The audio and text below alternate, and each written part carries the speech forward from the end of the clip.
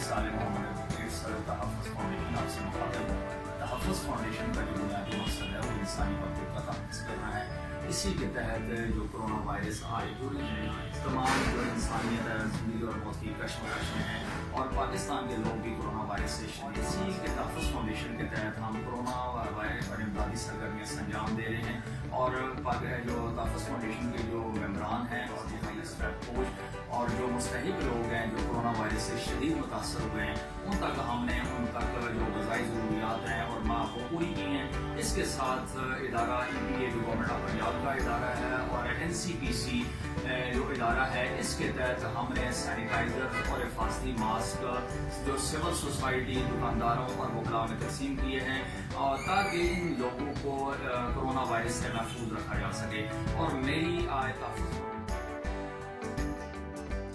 के प्लेटफॉर्म से आप लोगों से अपील है कि जो मुखैर हज़रात हैं हमारी इन इमदादी सरगर्मियों में बढ़ चढ़ कर हिस्सा लें ताकि हम ज़्यादा से ज़्यादा लोगों तक सामान है और जो ये हिफाजती मास्क है ये पहुँचा सकें ताकि इन लोगों को बचाया जा सके और यही सबसे बड़ा इंसानियत का तहफ़्फ़ुज़ है।